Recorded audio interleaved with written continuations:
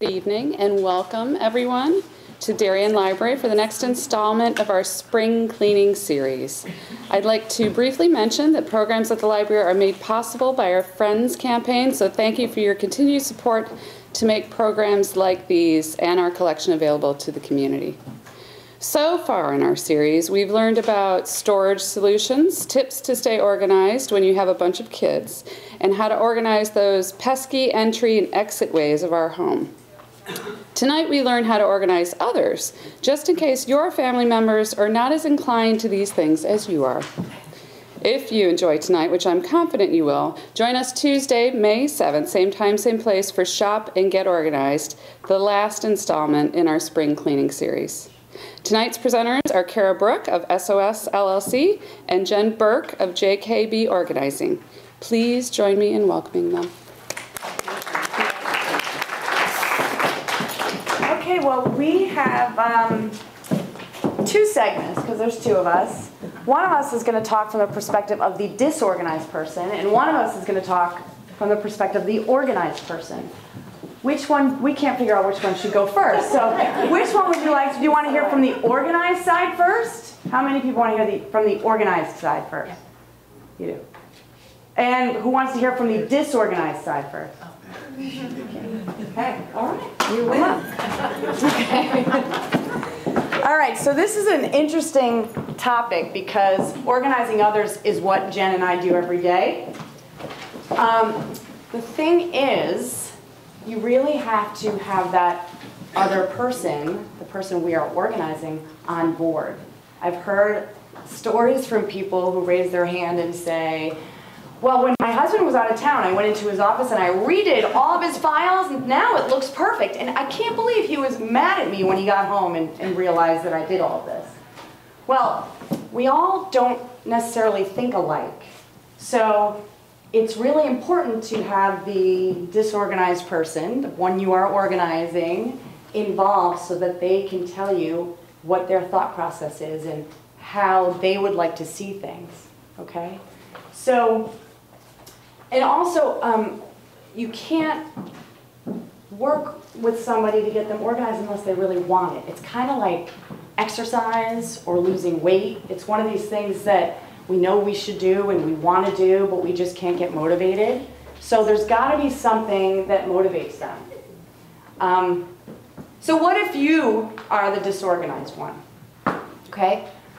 As I said, we work with disorganized people all the time, and we get calls from organized people, and here are disorganized people, and here are the feelings that come up and the things they share with us about how they feel about their disorganization.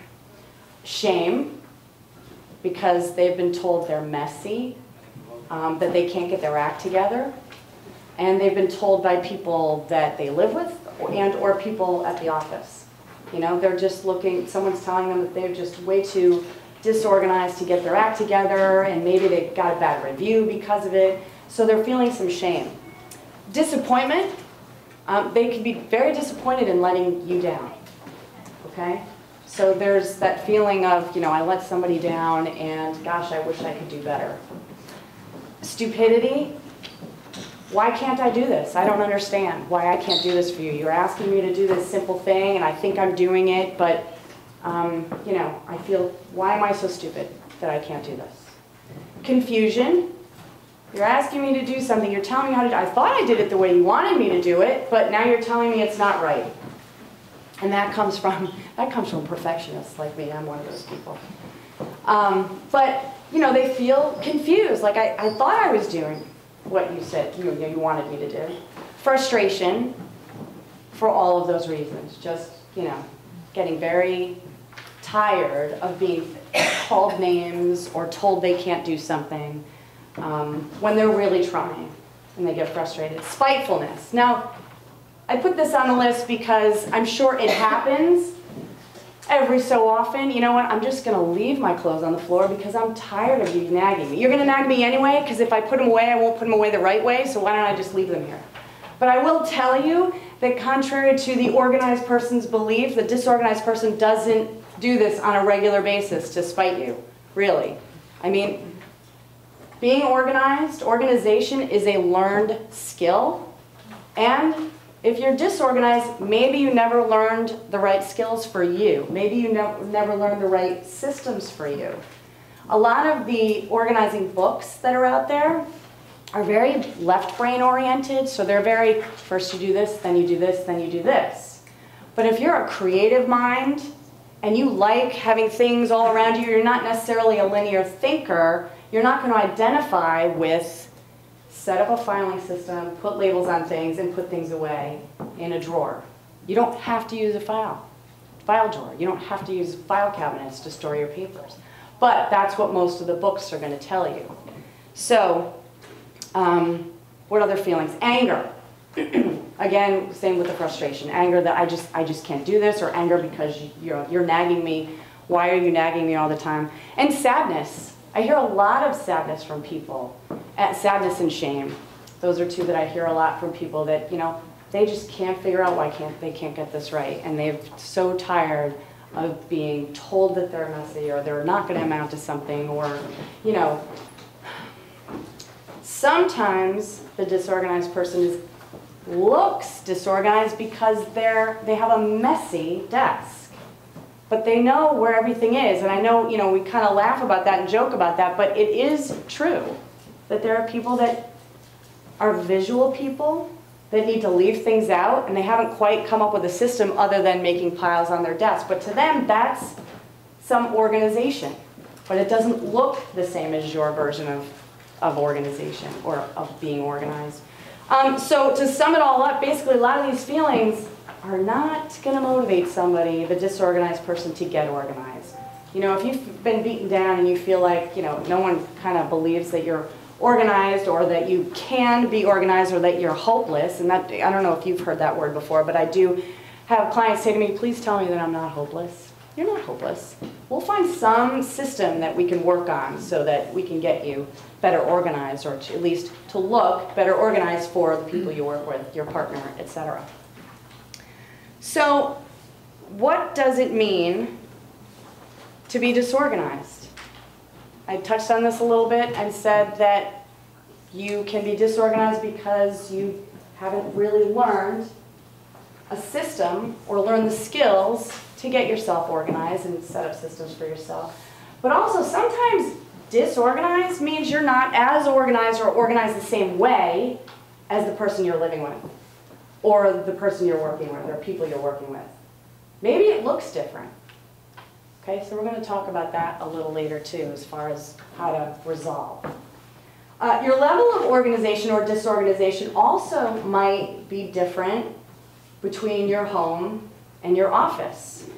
I've worked with clients in their office, and they've said to me, you're not going to believe this, but my house is absolutely spotless, and everything is put away.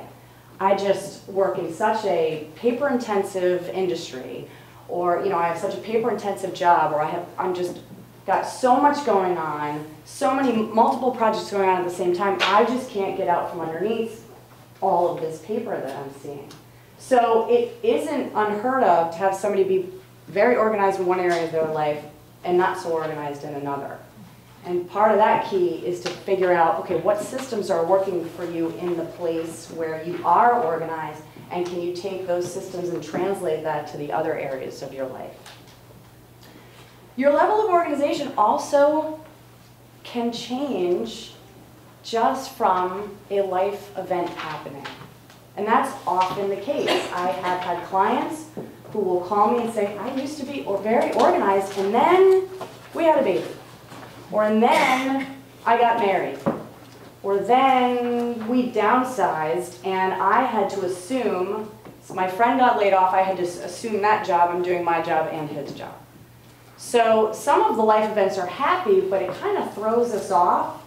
And we have all these systems in place, so things are going well, and then someone throws something else, a large thing on top of us. I mean, getting married is exciting, but you're moving in with somebody, and now you have to share a bathroom, and you have to figure out the schedules of who's going to shower first, and maybe you don't have enough room in your closet anymore.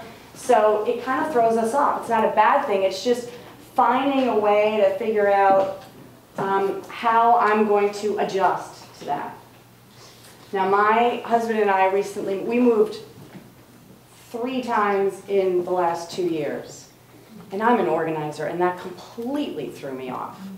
So I get, you know, what that feels like. We were in 2 temporary places before we ended up in our final place, and not having enough space and having things in storage. I mean, I was almost headed for the loony bin. But you get thrown off because your environment changes. So you have to kind of give yourself a break with that. And maybe that's what's happening if you're the disorganized person. And you have to communicate that. So marriage, divorce, a move, a promotion, a downsizing, a new baby, maybe an illness. You know, maybe you had an illness, maybe for a while, even if your energy level is down, even depression can affect your level of energy and what you can get done. So before, you were pretty organized and you were getting things that, you know, at the end of the day, before you left the office, you'd tidy things up or whatever it was and organize and put things away. And now, you just can't, you just don't have the energy for it. All you want to do is, you know, go home and go to bed. So things like that can take a toll on us and get us, you know, throw us off into the disorganized area. So, those are the feelings, those are some of the reasons, some of the symptoms that we hear when people are, you know, people talk about so-and-so's disorganized. Well, disorganized people leave piles of paper on the counter. Disorganized people don't obey the clean test policy. Especially if you're in financial services or insurance, there's a lot of times those companies will have a clean desk policy. They leave clothing on the floor, they can't find their keys in the morning. Okay, these are all the things that the organized person is going to complain about, and the things that, you know, the disorganized person is saying, well, you know, I don't obey the clean desk policy because I'm a visual person. And I need to have things out or I'm going to forget about doing them. So I need to find a way to get that done that also adheres to the clean desk policy or making sure that things are put away safe. So that, you know, none of the cleaning staff or whoever comes into the office afterwards can see what I've been working on. Leaving piles of paper on the counter, maybe there's a way to, and there is a way to, if you're a visual person, to keep things in a pile, but maybe you put it in a pocket that's hanging on the wall instead of having it on the counter or on a flat surface, so that you still have the ability to use the flat surface, put everything that you need, like the mail, let's say, is all together in one place. Let's see. So some of the solutions for these. Communication is key. And if you're the disorganized one and you're tired of hearing about how disorganized you are, you need to sit down and have a conversation, whether it's your boss, your spouse, whomever it is, and say, listen, and take the emotion out of it. Because, you know, Jen's going to go through some of the emotions of the organized person too, and you'll see how interestingly they match. But take the emotion out of it. Talk about it when you haven't just been nagged, or talk about it when you're in a good mood anyway. Both of you are in a good mood, and say, okay, can we talk about this issue that we have? Take the emotion out of it and discuss what is it that are your expectations. The next thing, talk about expectations. Do you want things to look neat? Do you want things to be put away? Like, what is it specifically that you're looking for? How can I meet your expectation? And also, if I don't do it exactly the way you want it, but I'm doing it, can I get credit for that? Can you give me some props for actually, you know, trying, and yes, I can tweak it, but this is new to me, so I need you to, you know, help me, give me a little leeway, and let me explore how I can do this. Because a lot of times, you know, as I said, people think differently. So the organized person and the disorganized person may think very differently. So you have to find some way to compromise. Okay, I really want, maybe the organized person, I really want it done this way, but if you can meet me halfway on this, that would be great. So it's all about communication. Brainstorm. Look, this isn't working for me, this is never going to work for me, because I'm just never going to do this, be honest. But how about this? Have maybe another idea in mind. My husband and I have, he's great for piling, the pile on the counter thing. So I live with somebody who's not as organized as I am, or not organized in the same way I am, and I like things kind of neat and pick things up off the flat surfaces. So we have two pockets that we hang on the wall in my office. One says Alan's mail and one says Cara's mail. So our mail stays there. And I asked him before I bought this, does this sound like a good idea? Because otherwise it's just sitting on the kitchen counter or was sitting on the coffee table. Is this a good idea? Do you think I could? Yes. Okay, great. This is fine. So now all of his mail goes in there, which is fine. Then it gets to a point where I can't fit anything else in there. So now he's not addressing it. And the first time I said, honey, can you take your mail out, address it? Okay, fine. So he did it. So the next time I said it to him, he said, I just don't have a space to do this. So now he's telling me, I had no idea that he was thinking this, but he comes to me and he said, listen, when we were in the old house, I had a desk. He doesn't have a desk anymore because he doesn't work from home. I used to have a desk, and it had my shredder here, and it had my garbage can, and recycling bin here, and my files. So I had everything right there. I don't have anywhere to spread out. If I spread out in the kitchen, he's one of those people, he doesn't want to touch a piece of paper any more than he has to. So if I spread out in the kitchen and make these piles, now I got to pick up these piles and I got to move them around the house to figure out where they go. I really don't want to do this. I said, all right, now we're on to something. This is great, because now we have a problem and we can brainstorm and figure this out. So I said, why don't you sit at my desk? Sit at my desk, here's the recycling, here's the garbage can, here's the shredder, and all the files, he gives me his files and I do the filing for him, anything that he wants to keep. So he sat at my desk. I started opening envelopes to make things go quicker so he could look through stuff, and he just put it in a pile as to where it was going to go. Well, it was going to be filed, but he was able to get rid of things as he wanted to. So we were able to come up with a solution. It was one thing to have it stored somewhere, which made me very happy, so that it wasn't sitting around on a flat surface somewhere. But then, the next step was actually dealing with it, and we were able to come up with a solution that he was actually happy about. That's fine. All I need, maybe all the organized person in the relationship needs to hear is, listen, I need a better way of doing this and you have to help me. And a lot of times they may want to help you too. Sometimes it's a little tough.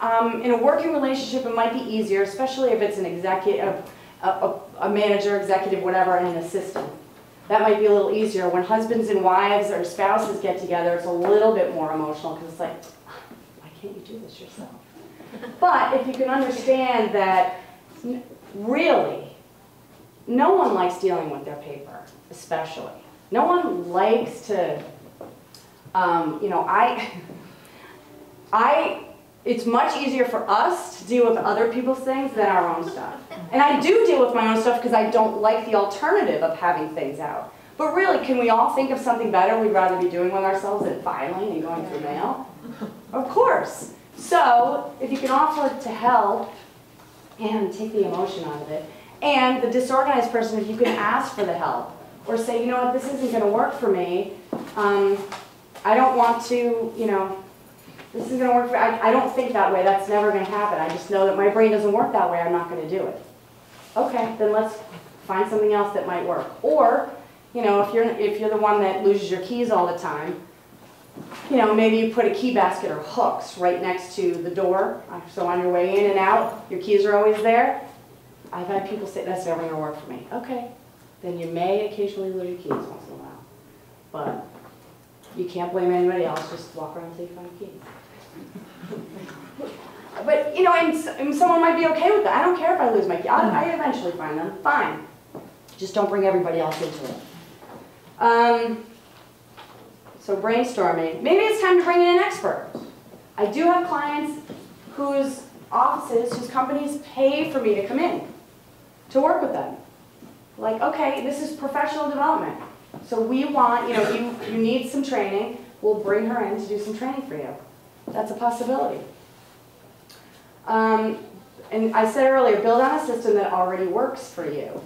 Back to the keys again. Let's say, you're really diligent about going to the gym, and you make sure that you fill up your gym bag with the clothes that you need, and you leave it right next to the door so that you have to basically walk right over it when you're walking out of the house in the morning. Well, maybe you keep if you're constantly losing your keys, keep your keys in the pocket of that bag. Or keep set up a system to keep your keys there and or your wallet there or something. That's a system that already works for you. What else? Maybe you leave your briefcase there at the end of the night. If you bring Work home with you get the work done, you leave it right next to that gym bag, or you leave it right next to the door. So build on a system that already works for you. Determine what time of day is best for your energy level. So if you do have to, do some organizing, you have to get some stuff done, and generally it's not fun, it's just a necessity, then think about when are my peak energy hours, because that's when you want to do the more labor-intensive, thought-intensive things, okay? And, it may take a little trial and error. So if you're working with someone, if you're the disorganized person and you're trying a system, it doesn't work, don't get frustrated. You may have to tweak it a little bit, and I do that with my clients. I'm sure Jen does it with hers. In between sessions, we say to people, try this out. If it's not working, it may not be your fault, so don't go there with the, oh God, I can't even make this system work. Sometimes it has to be tweaked. Walk me through, why isn't it working? Walk me through what you do. Oh, okay, so maybe instead of having it over here, we should have it over there, whatever it is.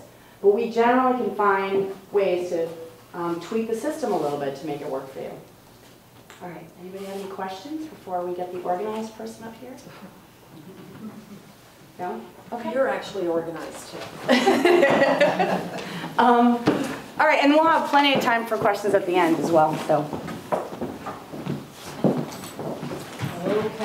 Okay, so I'm the organized one. Interesting to listen to Cara talk about all those feelings that the disorganized person has, like shame and confusion and anger.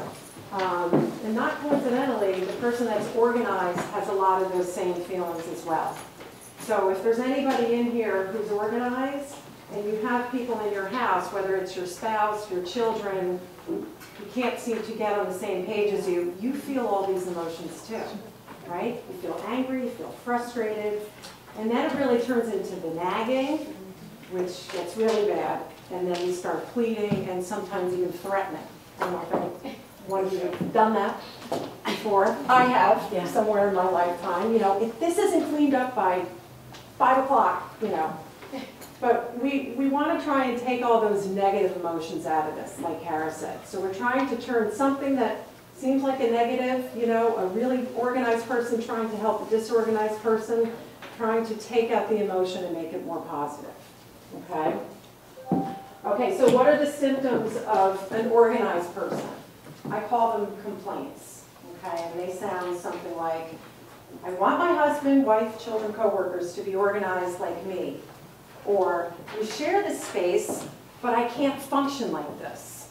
Does this ring any bells? As I'm saying this?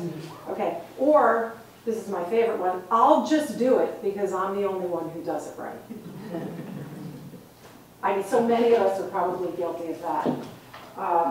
But the truth of the matter is, we should try and steer away from that one and try and teach others in the house that they can be organized too. And I'm going to tell you how we can do that. Okay?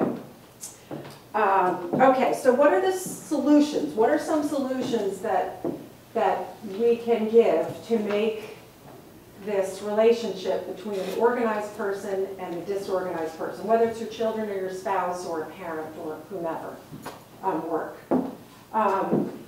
Now, if any one of you has been to our presentations before, sometimes we talk about really, not just jumping into organizing and making it pretty beautiful bins, but there's a lot of psychology behind it, okay? So, and it's a process, as Cara was saying. It's a very, methodical process to get somebody organized. So the first thing that I say to do, if you are organized and trying to get somebody else who you don't think is organized, is to understand the obstacles that face them, because there are some, which is why they can't become organized, okay? What are some of the obstacles? I'll give you a few ideas. Maybe they have different preferences than you do, okay? They may think completely different. Cara mentioned that as well. Maybe you have systems set up in the house that you want everybody to adhere to, but they're too complicated for the other people. Or maybe it's that you don't have a system set up at all, and you're just organizing things as they come your way, and you're tucking them away, but you don't really have a set system in place. So when you then say to your kids, okay guys, can you go and organize the mudroom? They don't really have any idea what that means because there's no set system. But if there is one in place, it might be too confusing for one of the children or for your spouse because they're not thinking the way that you're thinking. You may also have the ability to see clutter more clearly. I mean, do you have people in your life that kind of walk over things, socks, dirty socks laying around, and they really don't see them? And they really don't. And it's not that they just want to leave them there. They just, you know, we process things very differently, okay? Okay, what else? Okay, so compromise. Compromise is huge, okay? Cara was touching on that. We have to compromise because everybody's preferences are different. So how can we compromise? Let's take the example of a mudroom, since I started talking about a mudroom. Your kids have all different learning styles. You may have some that want to keep their backpacks out. You may have some that want to keep all their shoes in a bin. That may not work for the others. You may have some that want to hang their coats up, some that want to go away. So we have to make a compromise. Are any of you in here closed storage people? Like you like things tucked away? Tucked away, right? Because it sort of visually gives you agita and you need to have it put away. You'll remember it's there, right? But then we also have open storage people who like things out because they feel that they're going to remember things if they're put out. Do we have any of those in here? Yeah, so we're all different. So we have to ask ourselves, how can we possibly get this mudroom organized if we all think differently? Okay? So there's going to be some compromise here. Maybe we want to put a few of the items out that are used all the time. We can put them out. And maybe the ones that we can put away, we'll tuck away somewhere. And when those people come to you and say, hey mom, where is so-and-so? You know, we can make light of it and say, well, I don't know, honey. Maybe it's the same place you left it last time. Or, you know, and eventually they will get to understand where their things are. But maybe some things are left out and maybe some things are put away. Okay? Kids, how many have younger kids in here? Okay, so we all know that that becomes a real issue in keeping them organized. Maybe for a little while we can be tolerant of having them have open storage. Open storage where they can just easily put their things away. I mean, it's only a very short window of time that they're kids. So that, you know, as much as it drives us crazy to have to look at all their toys and their things, we can maybe, you know, have a few bins that are open and just keep those there for them. Okay, that's a compromise, right? Okay, interesting. Cara and I, when we organize people love clear bins. And it's always the closed storage people that love them and the open storage people. Because the closed storage people feel like it's all buttoned up, it's in a bin, I can stack them neatly. And then the open storage people think, this is so great, I love it because it's clear, I can see the hundreds of little things of mine that are in there. So that can work for both personalities as well. Okay. What else can we do? We can help people organize themselves. Cara and I, as professional organizers, do not actually organize people. I know that comes as a shock, but we try and get people to organize themselves. There's a difference, right? Because everybody has a different style. Everybody has a different approach. So Cara and I can't possibly, you know, go into everybody's house and just teach them how to organize. So we need to get to know you and how you think and how you function, and then we can set up the right system. Okay? So I would say the most important thing is to ask questions. Ask questions of the people in your house. You know, honey, how do you want these to sit? Why aren't you putting these in the basket? Why can't these be hung in the... The more questions you start asking, the more you're going to understand why things aren't organized the way that you want them to be. Okay, so let's say we want to organize the mudroom in a house, and we have 3 kids, and we have a set of parents. We're going to have to make time to do that, okay? So instead of just one day the kids coming home and saying to them, okay, the mudroom is totally organized, you got to keep it that way, that's not going to mean that much to them. They're going to get a little confused by that. But I guarantee you, if you work with them and they are involved in the process of setting up that mudroom, say, okay, Colin, where do you want your shoes to be? Oh, you don't like that there. Okay, why don't you like them there? Okay, we'll make sure that we get something for you over here, maybe a little bench, and you can keep your things there. And try and adjust to everybody and how they want things. Then you can get people on board instead of just saying, okay, this is the system, because it's not going to work for everybody in the family, okay? So you're going to work on it together. You're going to designate one person to set up the system based on everybody's input that they've given you.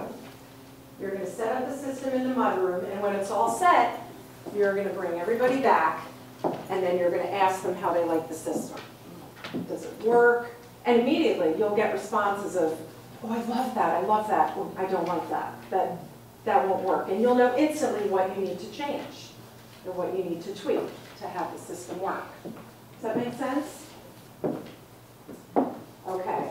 And then once everything is set up and everybody knows the system, everybody is held accountable, right? Nobody can no longer say, well, I don't know where that goes, Mom, or I don't understand what that means, because they had a direct, they were involved in the process directly, okay? So it's a little psychology here, how to get the kids to jump on board, right?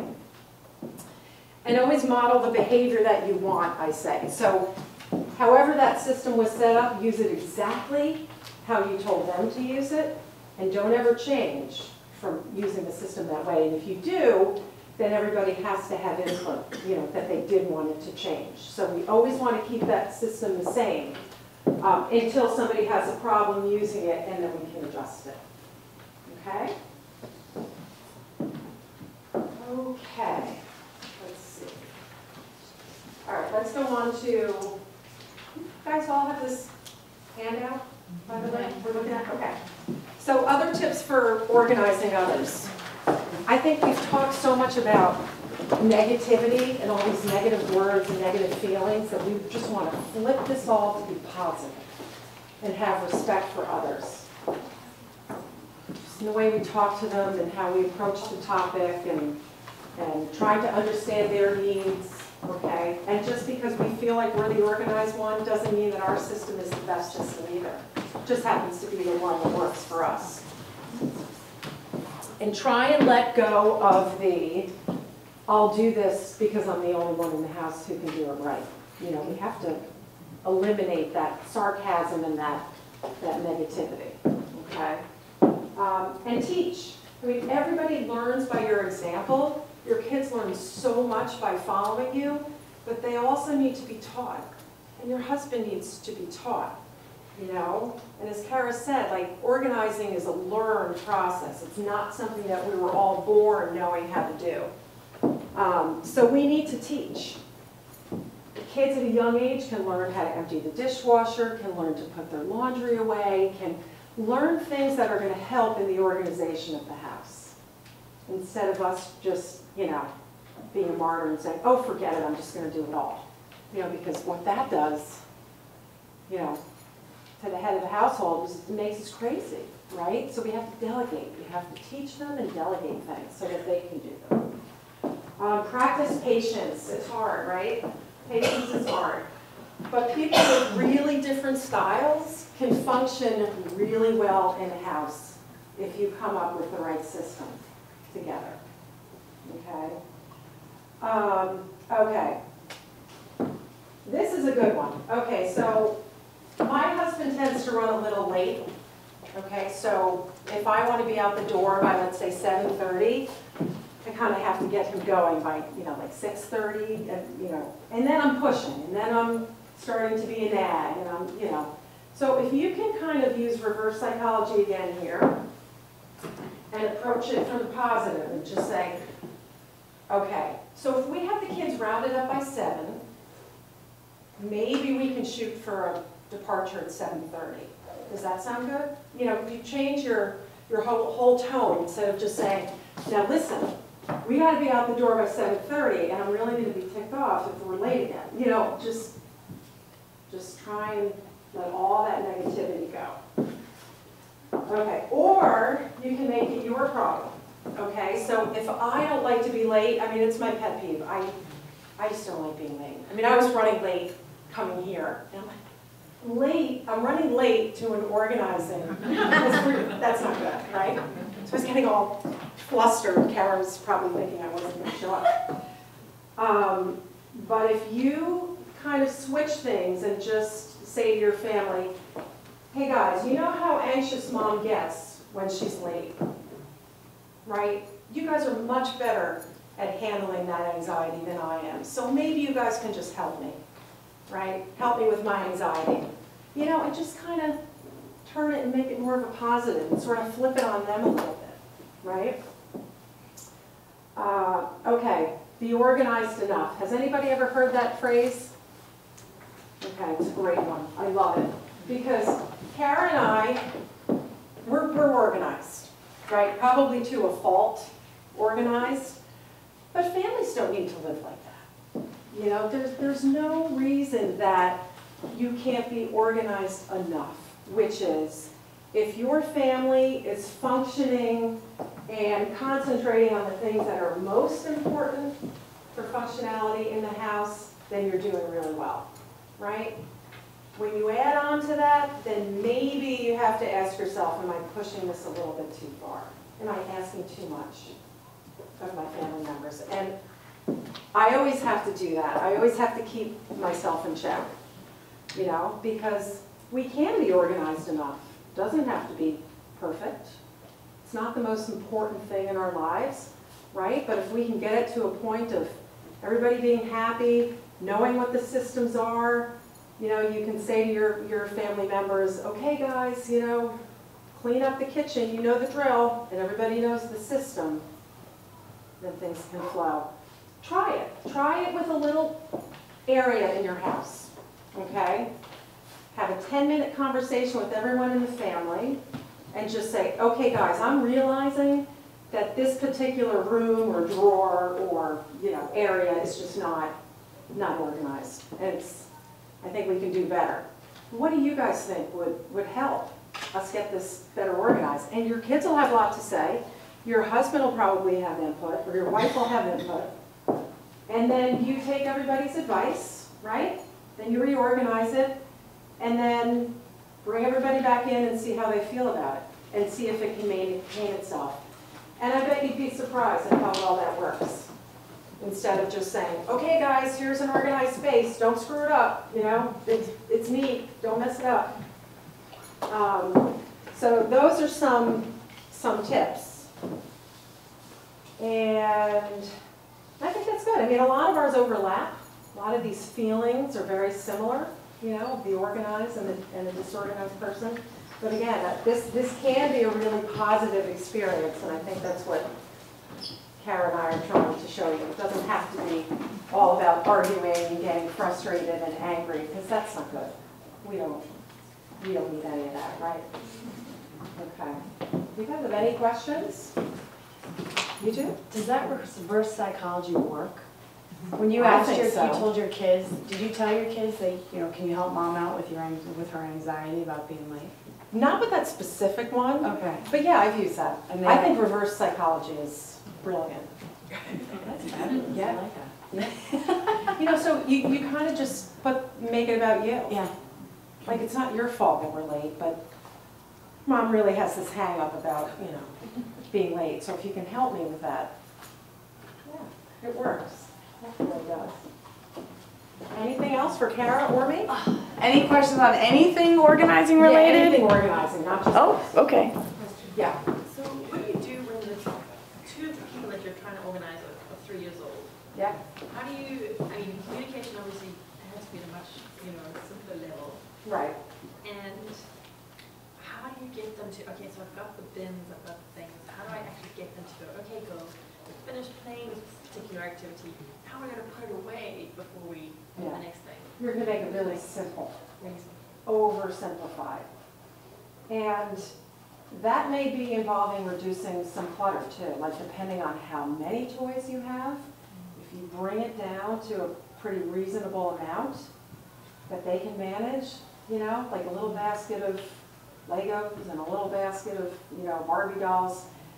Again, every situation's different, but in many situations we just have too much and it's impossible to get those 3-year-olds on board with the system because there are too many things. But ask them, you know, they can pick out, I have clients who've taken their kids and they've picked out their own little baskets that they love at Home Goods, and that makes all the difference. They love the basket, they want to run home and put their stuff in it, and they want to put a cute little tag on it, you know, but just get them involved, and you'd be amazed even at a 3-year-old in, you know, if they like stuff out or they like stuff put away, you'll start to realize that pretty quickly. And I'm always big on labeling things, even if you have clear bins, still labeling things. And when they're 3, you may want to label with a picture instead of words. Yeah. So that, okay, all of these things, you know, you maybe have 5 different pictures on this side of the bin because they know those types of toys are going in there. And just make it a game. Okay, come on, we're going to clean up now. You know, dinner's in 5 minutes, so we're going to clean up, put everything away. Yeah. Whoever does the best gets a pat on the back. But maybe easy for them. Yeah. This is a similar question, but on the other end of the life spectrum. I'm kind of thinking about my parents who, in the next few years, will need to move out of their home. I mean, they're not up for an episode of Hoarders. It's not that bad, but it's not that great. But I don't think they see the need. Like, I don't know how to get them to see that they need to be more organized and sort of start sifting through their stuff. I don't know how to encourage them to think about, I mean, even getting a bin out and having them put like items with like would be like a major feat. So how would I mean, can you offer any tips that would help me just get them in the mindset of getting organized? Moving is a motivator. I mean, But they'll move eventually, maybe in the next 3 to 5 years, but they're not there yet, you know. It's not imminent to them, like it's still 3 to 5 years away. And I see it, but I think they are not, they're just not thinking in those terms yet, but it needs to happen. So how do you encourage them to start Well, I can give you an example sort of in that situation, in that my parents live in Pittsburgh. I was just with them for the week. They have way too much stuff. Right. And my mother is, you know, starting to get ill. And so I said very kindly and loving to both of them, wow, you guys have so much stuff here. Have you ever thought about trying to, you know, either one, have an estate sale? You know me, I can have somebody come and pick this stuff up if you want it to go away. You have all these books, thousands of books that can be donated to people who don't read them. Because ultimately, what's going to happen is the children are left. See, that's why I'm thinking about it, because my siblings and I all have young children. I'm trying to kind of head it off the path a little, you know, just, it's going to fall on my shoulders and that of my sister, you know, and I'm just trying to like, you know. But you can ask them, have you ever thought of what happens if you don't get all of this under control, then it's going to be left to all of us. And that may get them thinking, hey, well, yeah, if they get control of it, it may not end up where I want it to end up. So if they're really, you know, thinking, okay, I want this stuff to go here, this stuff to this person, and don't want to throw any of this out, they need to make those things known, you know, pretty quickly. Cara and I deal with clients all the time that, you know, something's happened to their parents, and then the children are stuck with a monstrous amount of things to make decisions on. There's a lot. Well, if you could tell them, we want to know what your intent is for some of these things. You may be saying some of these things because you want to pass them down. I would love to know what you would, you know, what you want to pass down or what you intend for some of these things. And then you can also say, you know what, Mom, I know you wanted to give this to me, but I really don't like it. It's not something that I want. Because a lot of times people are saving it because they are sure their kids want it. Right. Thank you. along a similar vein, the person I'm trying to organize is 11 and doesn't seem to see the value of being organized. So I get a lot of, why do I need to put my clothes away? Why do I need to make my bed or sort my stuff on my desk or whatever it is? And yet she struggles, you know, then to get her homework done or to remember where everything is when she's trying to get out the door in the morning.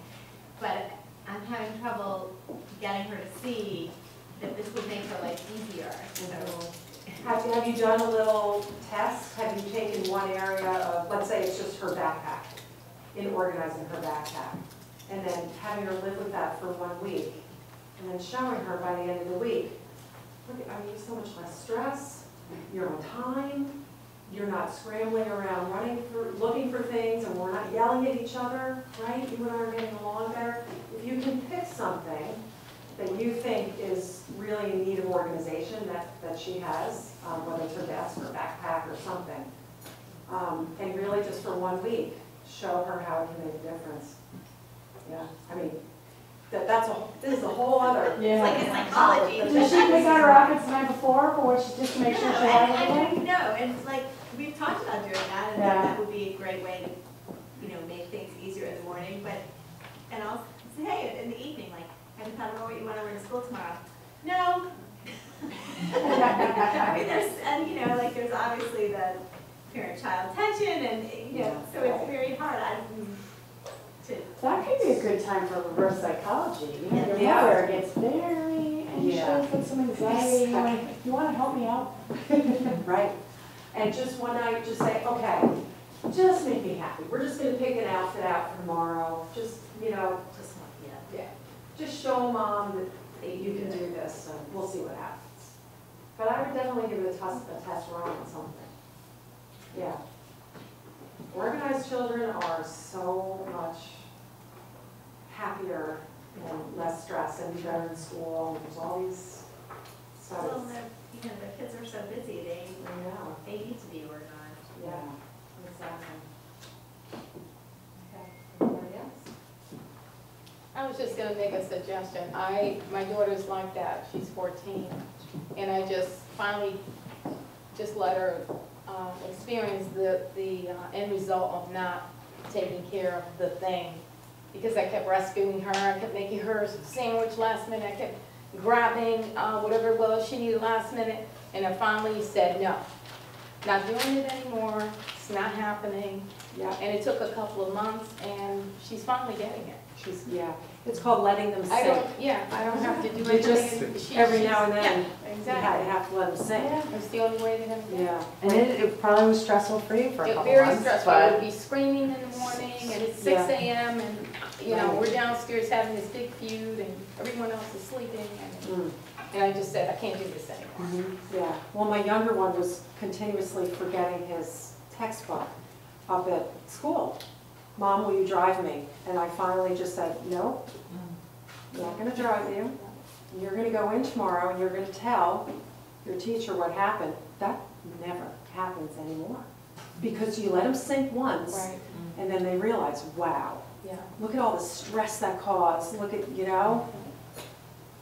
Yeah, so sometimes you do just have to let them sink, it's hard. Yeah. I think I have two questions. Is there are you both, I'm looking at your sheets and your descriptions, are you both doing something similar, working in homes or offices with papers or clothes or toys or kitchen? Are there things that the two of you sort of tend to, one of you is a little bit more focused on this or the other is a little? Jen focuses more on kids. Okay. And I do not. And if I do get a request for organizing kids, I usually send it to Jen. I do a lot of paperwork and time management, whether it's in residential or commercial. And Jen, you're mostly residential?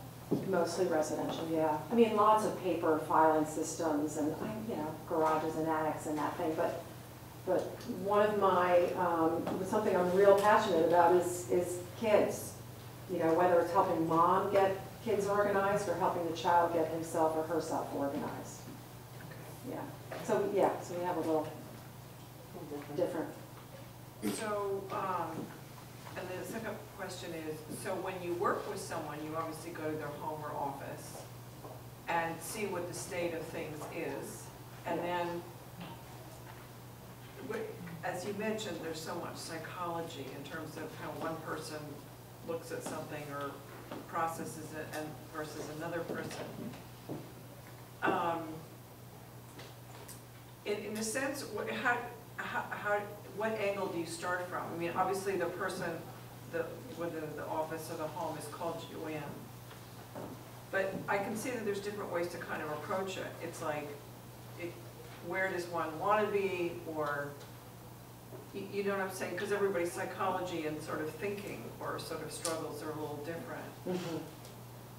You come with questionnaires, you come with no, I mean, it's whatever. I'm just curious how you sort of start We the come ball with rolling. all the questions in our head, Okay. which are like, you know, what's bothering you the most about your situation? Why did you call me? What's your vision for this room? Like, at the end of the day, how would you like this room or this desk or this drawer to look and feel to you? And then we get to know more about your personalities. And if you did like things out, or you did like things put away, or you were more about, you know, pretty boxes, or you didn't care about that. Or, I mean, there's loads of questions that can be asked to try and figure out what kind of system we could put in place for you. And if it didn't work, we would just change the system until we found a way that did work. A lot of it's show me around, and show me what you don't like, and how did it get like this? And, you know, it's not a judgment thing. If I ask you, you know, how did this pile of paper get here? It's not like, how did this pile of paper get here? It's tell me, how did this, you know, how does this work? Oh, because this is where I walk in and I just dump them out there. All right, well, that makes sense. Yeah. Now let's figure out how we can make it look a little bit nicer or organize it or whatever it is. But show me, you know, I'm going to have you walk you through your day. Show me what you do when you walk through the kitchen or when you come home or whatever. Yeah. So we know what your habits already are. Yeah, everybody has such strict routines, right? I mean, I can think of myself walking into my door where I put my keys and then where I put my handbag, and then we all have that. So we get to know your routine and how you're thinking, and maybe where we can adjust it and make it flow more smoothly. I understand what you're saying about somebody being organized, like myself, my husband being disorganized. We've come to some of these lectures and things together, and his approach to something is now everything goes in these caddies. Well, now they're all stacked up where you can't really see them, so you don't know what's in them, so we're buying stuff because he doesn't remember. The other I'm serious. The other approach is, all of a sudden he's using Ziploc bags like there's no tomorrow. He'll take everything in certain drawers and categorize them and put them in Ziploc bags. So now, even though they're clear, they're all piled up. So I'm looking for, this just happened the other day, toothpaste. Harry, what happened to toothpaste? Well, look through all the Ziploc bags. So there I am in this drawer, taking all the Ziploc bags out. My point is, what's organized to one person is not to another. How do you live together when you're, that's the wrong way to put it. What's the compromise? I mean, we're married 37 years, George, but what's the compromise to his way and my way? Because I can't find anything in his world, you know, and certain things are his stuff, my stuff, but like, let's say toothpaste, toothbrushes, extra things that we both are sharing. It's like, where is that? And we go through all these bags, extra Q-tips. Well, they're in, I'm telling you, everything's in a Ziploc bag, piled in drawers now, and I can't find a thing anymore. Right. And he doesn't see my problem, and I don't see how he can stand like that. And because it is shared space, Exactly. any of the Shared shared space, spaces have to be agreed upon. And again, maybe go through some of the steps and compromise a little, because his style is different than yours. Maybe you can come to an agreement as to how that bathroom can be set up to work for both of you, because that's a shared space.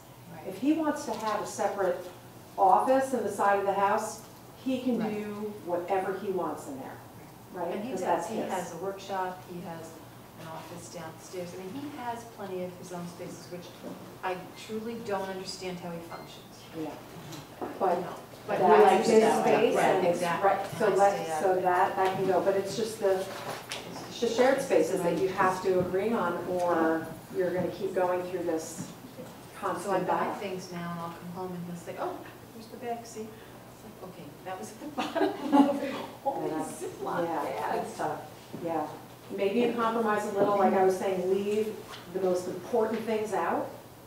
You know, can we agree on leaving the toothpaste and the toothbrushes just like this? Can we do that? If we can do I that, mean, extra ones. extra. Yeah, I'm wondering if you just need to separate more stuff. I mean, He might even, have his own. well, I mean, within the linen closet, he's got a couple of shelves, you have a couple of shelves. So if you, when you buy more toothpaste because you need it, one for him, one for you, he can do whatever he wants with his, and you can put yours wherever you want it. To the extent that you have, you know, if you have a linen closet, you can separate by shelves. And Depending on how you have everything set up. But yeah, It's just like the disorganized and the organized trying to live. And you're right, you do have different systems and different things. Now trying to find it. He organized all of our files. For years, I always had everything organized alphabetically. yeah. He decided that wasn't a good, I can't find a thing anymore. So now does he file for you? Well, I'll say that to him, I'll say, okay, then you need to find this thing you're looking for, because I can only. If it's not alphabetized, how is it? That's what I don't understand. You look in this file cabinet now, and You I don't know what the don't, system I is. can't even understand how he thought it was organized. Maybe he can write it down for you. That's another thing, if you have multiple people using the same files, you know, I've come across this with offices, you can just put a legend together in Excel spreadsheet, say, okay, car insurance is now under insurance, or it's under auto, or whatever it is, just so you can have an idea of the way he was thinking. And alphabetize that, so that you can, all right, I'm looking for car stuff, all right, that would be over here. If he can write it out for you, that might be helpful. Or as Cara said, break the things apart, right? Well, these are house These are files. these are house files, yeah. Right, these are not just like my separate Yeah. ones or his. Right. It's his office stuff, he does have Yeah. totally separate. but- Well, the good news is that it can work. We've seen it happen, you know, with the two most polar opposites of, Well, when you said practice patience, I pray for patience and strength. For 37 years. take a deep breath, I right? know. One more question. Go ahead. What would you say to a person who's constantly organizing? The organized perfectionist. So It's not that I'm a perfectionist, No? but I'm constantly, my mind will go into a room and I'm constantly organizing before I'm actually organizing. Are you reorganizing stuff and changing the system, or are you just putting things back to the way they? I'm just reorganizing and making it, yeah, it's always like here. Are you doing that because whatever system you have Because the house- set up isn't working, or? The house I live in now, we had to downsize, so there's not enough room. Okay. So I'm constantly, it's a constant.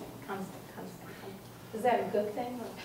Trying Well, to. get Does it things- stress you out, or does it make you I feel better? love organizing, Okay. but I can't stand things that are not organized. So I almost tend to do what you say, don't do, go into other people's spaces and organize it for them. So, like I recently did something in my bedroom, but I organized everything on my side of the room, and I didn't touch anything on that side. That's of good. the That's good. Yeah. That's Because it creates chaos. So Yeah, I wanted exactly. just to keep peace. So Yeah. I said, well, I'll just, so my husband did comment on it and decided, oh, maybe I ought to do something on my side. Yeah, lead by example. Yeah. Yeah. Right? Once they see an organized space, they're like, oh, I like my space to look like that. I want my side of the room to look like that. I'd like to thank Cara and Jen for joining us tonight. Great program, and maybe we can all be better organized, right? Thank you all. We're trying.